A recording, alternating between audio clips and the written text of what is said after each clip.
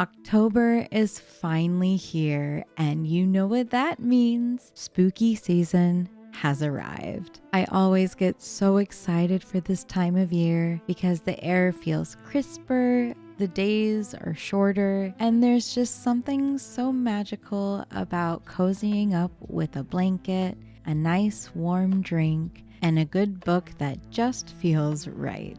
At first, I thought about doing a really creepy theme for October, but the more I thought about it, the more I realized I wanted something that felt warm and cozy. Something that reflected what I've been enjoying a lot lately, and for me, that's books. So I decided to blend the cozy with a touch of spooky, and that's how this month's theme, Books and Bones, came to life.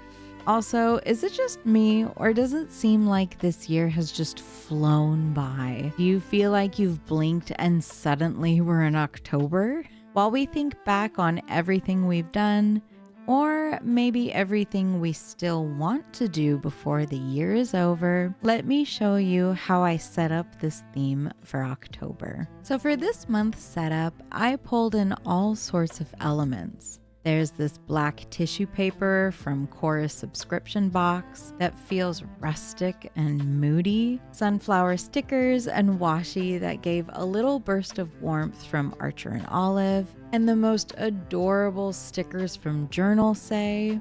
And I'll give you 3 guesses on what else we'll be using from Journalsay. It's those Inky Wonder stickers.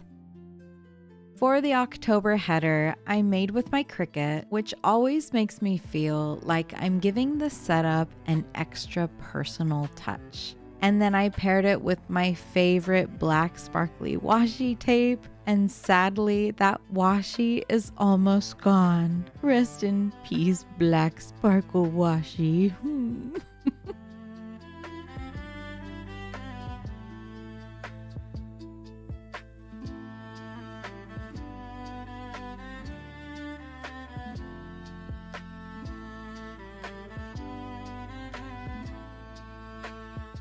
For my mood and habit tracker, I went with a bookshelf design. Each day, I'll color in a little book that represents how I was feeling. I've set my color palette so that black will be for my good days, purple will be for my not so great kind of days, and yellow will be for the tough ones. If mood tracking really isn't your thing, you could easily adapt this to other purposes, like tracking your medications.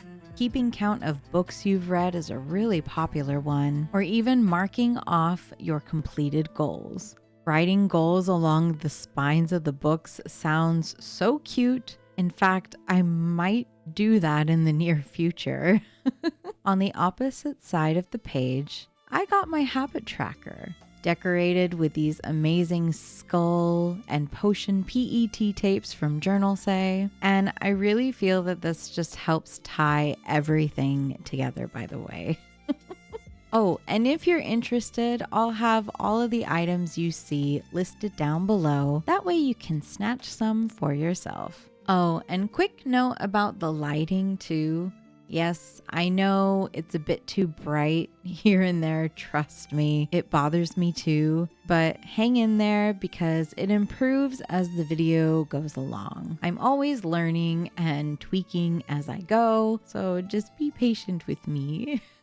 Now, to add a little more warmth to my YouTube video spread, I pulled in some of Archer and Olive's brownish gray dot grid paper. It was one of their notebooks I was able to snag a couple months ago. And if you're thinking about getting one of these, I highly recommend it, especially if you have an A5 journal. These pages fit exactly to an A5 journal page. And I really thought this gave it such a rustic look, making it feel more grounded and cozy for this layout. On the left side, I'm drawing out a calendar, and each box is 5 spaces tall and 4 spaces wide. For the highlights, I used a Tombow 992 in a soft light brown, which gives the whole spread a gentle, kind of earthly glow. And of course, I couldn't resist adding some vintage flair with my stamps because they always give it that little bit of extra character. Just like this adorable witch's hat and Archer & Olive's beautiful sunflower washi tape from their monthly kit subscription.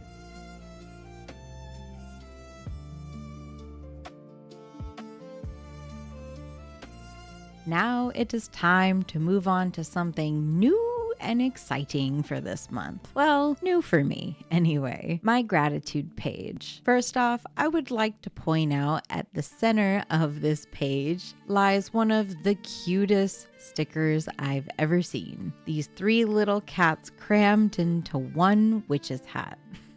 It's just too good not to give it its own special place, and I decided to use this page for my daily gratitude because lately I've been finding myself a little too easily swept up in just negativity lately. These days, I feel like everywhere I turn, there's something really negative and stressful going on, and I don't want to stay stuck in that headspace.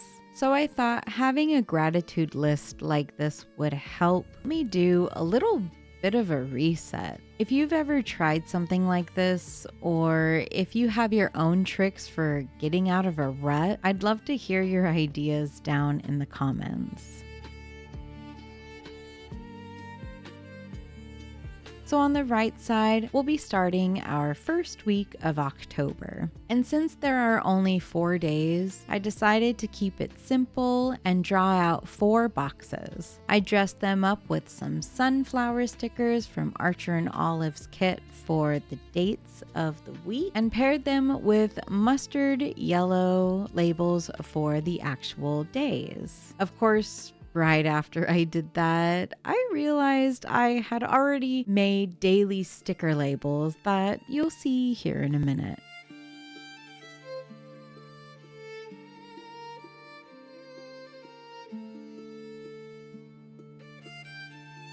For week 2, I wanted this to be a bit more organic. That's why I wrapped the super delicate tissue paper onto the next page because I didn't want to tear it and cut it up too much. Then I used our favorite Inky Wonder stickers to secure it and also add a bit more detail to the page. To frame the spread, I used this rustic gold washi and highlighted the days with a Tombow 946 in a pumpkin orange. Then I used the sunflower stickers to make the dates pop just a little bit. I just love how cozy this feels, especially with the stickers I made for the days of the week. It just fits in so well. I love it so much. Week 3 is my classic go-to. It's super simple, cute, and perfect for adding lots of decoration. I finally used my Books and Bones stickers along with Archer & Olive's fall collection from 2024 washi. And I love this spread because it has a bit of a lighter feel than the others, which gives us a nice breather after the more dramatic pages. I used my sunflower stickers again and tied it all together with the days of the week stickers I made and gave the days of the week a little bit of a backing color using that same Tombow brush pen.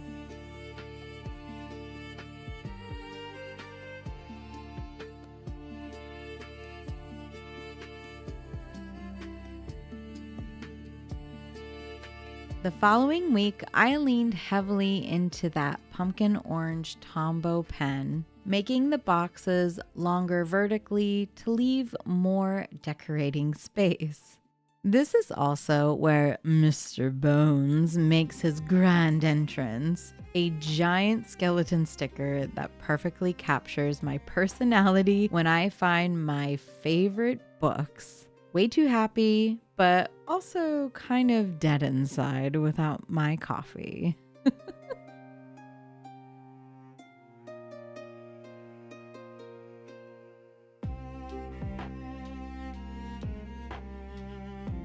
And finally, the last week of October only has 5 days. So I used floating boxes for a bit of a more structured and clean look. And I love how floating boxes leave room to decorate. I filled the space with Inky Wonder stickers and one massive lily skull sticker I have been saving just for this occasion. Lilies are some of my favorite flowers, and it feels so good to finally use it.